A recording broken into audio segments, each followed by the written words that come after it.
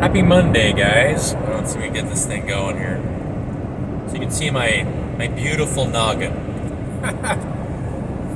So, like, share, and subscribe to my YouTube channel. So, I'm here it is Monday morning.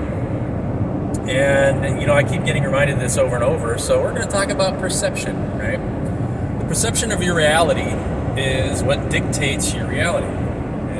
I perceive this guy going by me, but so that opens up like a whole can of worms, right? Like, how much of what you're seeing is based on a previous memory? If you guys, remember the story when Christopher Columbus first came to the Americas, the Native Americans couldn't see what he was, or couldn't see the ships because they'd never seen them before, because their mind couldn't recognize anything on the horizon. And that makes sense when you think about how your own body works, right? You have your center of awareness, which is right in your heart, and then you have your throat chakra. In the beginning was the bird, right? And then you have your third eye chakra. So you're actually creating the image that you want to see, both in your life, in your relationships. Not only that, but an image that you haven't seen before may not register because you're still projecting from a previous memory, right? You're projecting the image that you're seeing based on what you already know or what you believe to be real. Think about that. Anyway, we'll talk about how that relates to relationships, right? Relationships, how your relationships are affecting you emotionally and mentally has to do with how you perceive them. If you perceive your relationships to be helping you, no matter who they are, then the way you view them will be completely different versus if you see your relationships as being conflicted or, like you're not getting along with each other. And so by just changing your perception of reality, you're either moving towards people or away from people, if that makes sense. Not only that, but the whole world at large. Now think about your situation and your perception of your situation. So is your situation teaching you something?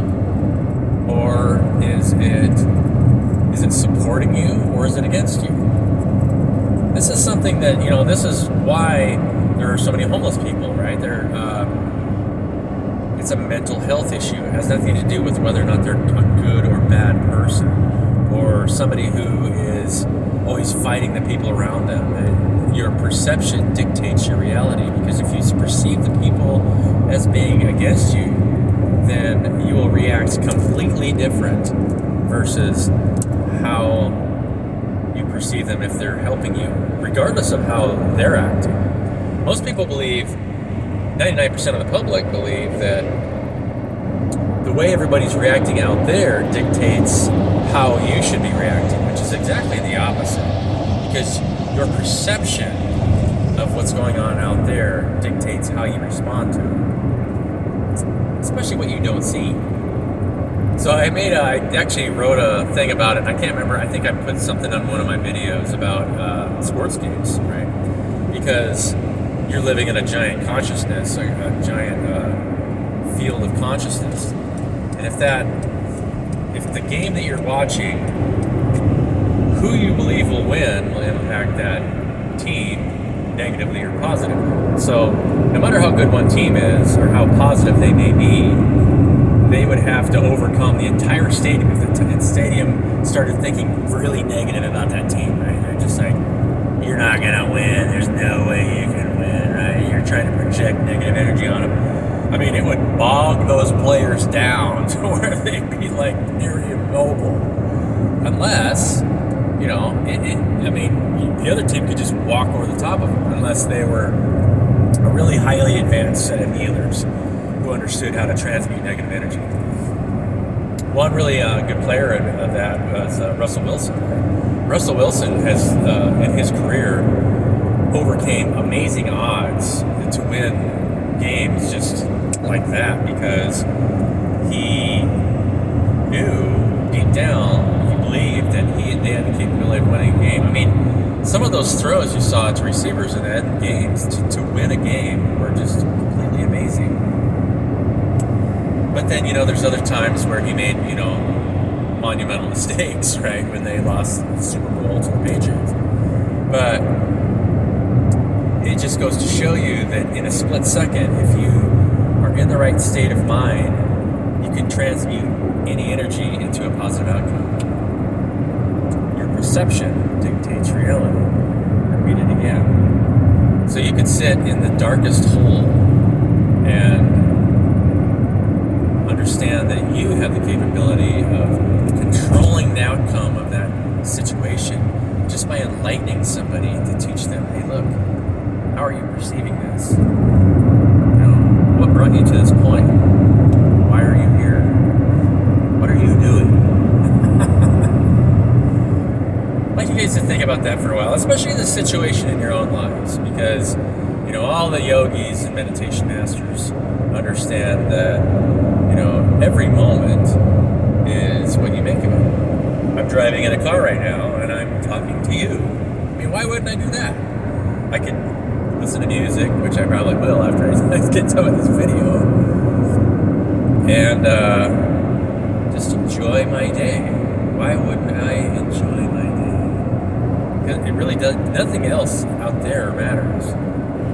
And it doesn't discount what you're doing for your business or how much money you're making, but always think about this.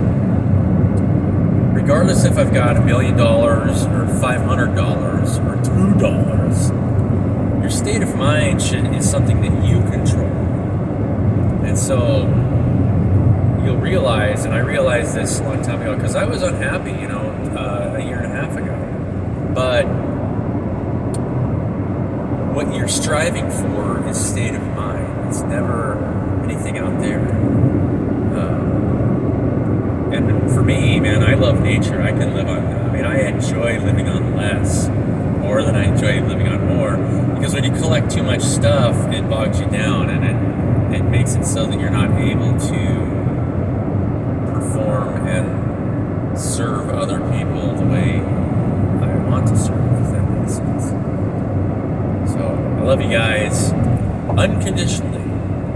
Maybe we'll talk about relationship boundaries later. I've posted some stuff about fears and how people project their fears, and it's don't ever project your fears about what you think is possible for somebody else's life, because unfortunately that's going to manifest in your own life.